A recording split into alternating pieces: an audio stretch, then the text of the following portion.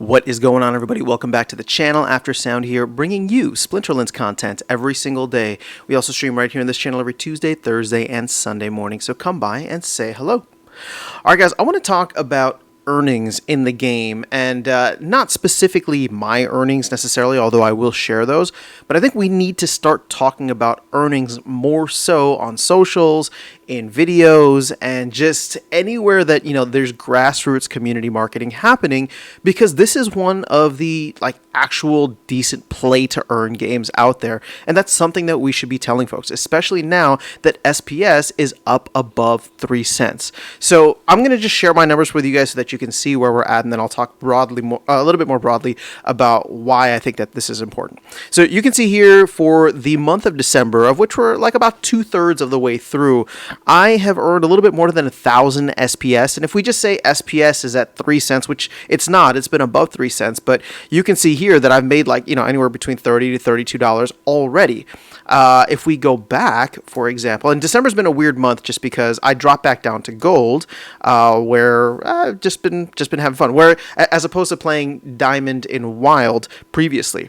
So you can see here in previous months, in November, for example, which was kind of another weird month as I was in the process of dropping down, I made over $50, $52, right? If you just count SPS, I guess they're counting it at like 3.3 cents. But even if you just count it at 3 cents, we're at about $50 for the 1600 SPS that I made.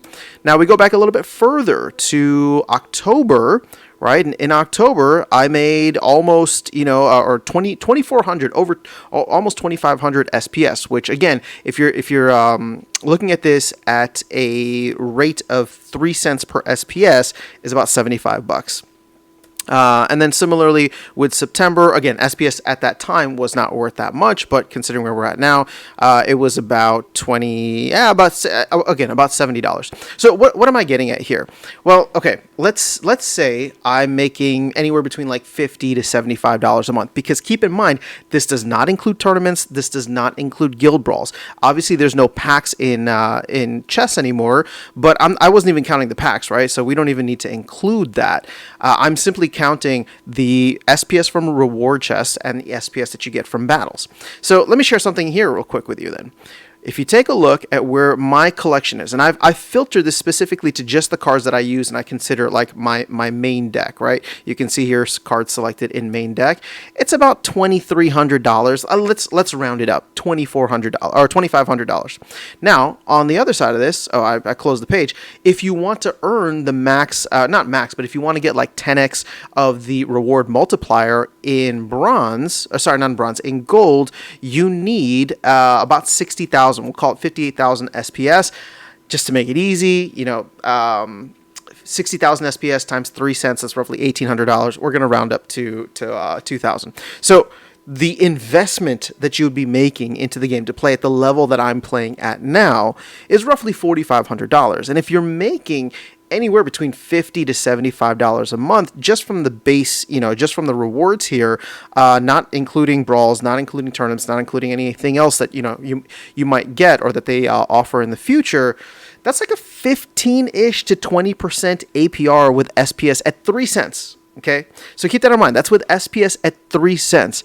If SPS doubles, well, that's where things start to get interesting, right? Okay, all of a sudden now we're at like a 30 to 40% APR. But this is not like, and again, I'm only talking about the earnings here from an APR perspective, not because I want people to focus on this as an investment, but it's a game in which you are getting a return that you can calculate. It's not a passive return, right? Although you can bot your account in Wild, which is what I was doing in like September and October when you saw those months.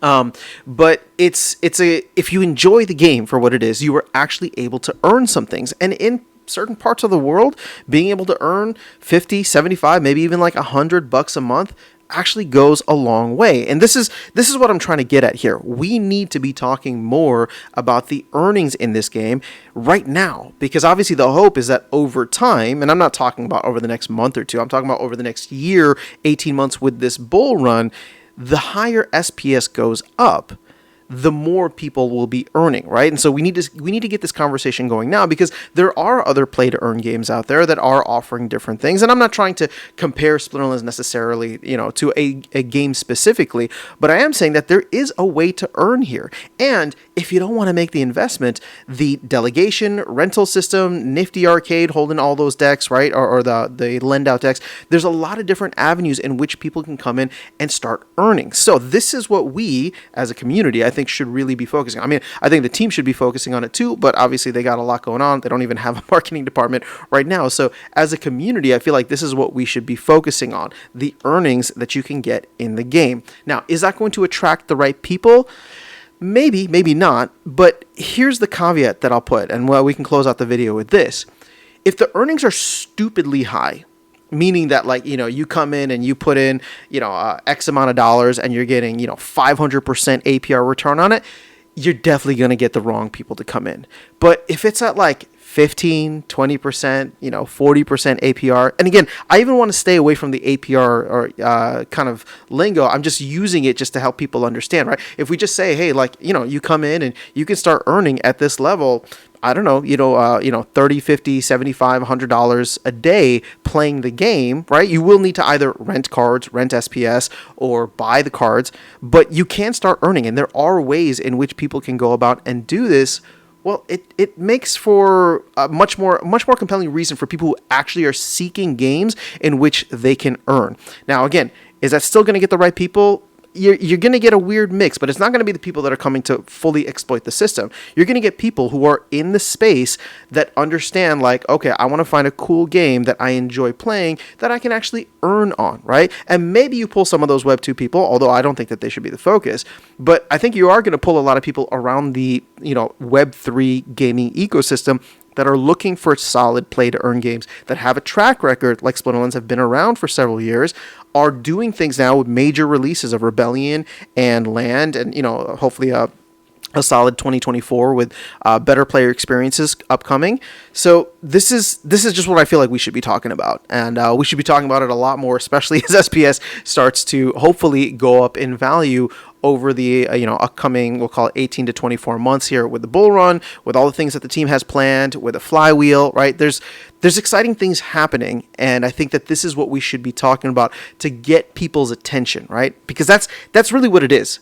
I mean, marketing at the end of the day, it's like you want to get people's attention. The people who are going to come and really invest the time and energy and maybe financials to come in and actually be part of the ecosystem, like, they're going to do that on their own. But in order to get their attention, you're going to need to have something catchy. We can't make a crazy cool trailer like some of those other Web3 games out there, but we can, we can talk about the earnings a lot more. We can let people know that, hey, there's real people here who are earning significant value, growing their accounts by playing the game. And I think that has a lot of value overall.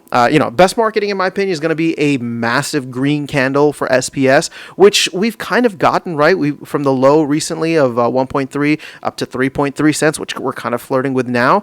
Again, as we go up, hopefully, I'm not saying that it's confirmed, but as we go up, it gets easier to get people's attention. But the more we're talking about the fact that, hey, like, I earned, over 2,000 SPS last month, and I'm not even a top player, right? I earned over 2,000 or 1,500 SPS, whatever it is, and we just, quickly do the math to show, hey, what is the value of that in US dollars or whatever currency you want to show it in. I don't know. To me, that's fascinating. So let me know your thoughts in the comments below if you think that this is a good way to move forward. But as somebody who's been in the Web3 space since 2021 and was looking around at games and found this game because I was looking at games that had the potential to earn, I feel like we could get definitely more people interested, or at least have their interest piqued by taking this route. So that's all I got for you guys in this video. Let me know your thoughts in the comments below. Otherwise, I'll catch you all in the next one and see you around the game. Take care.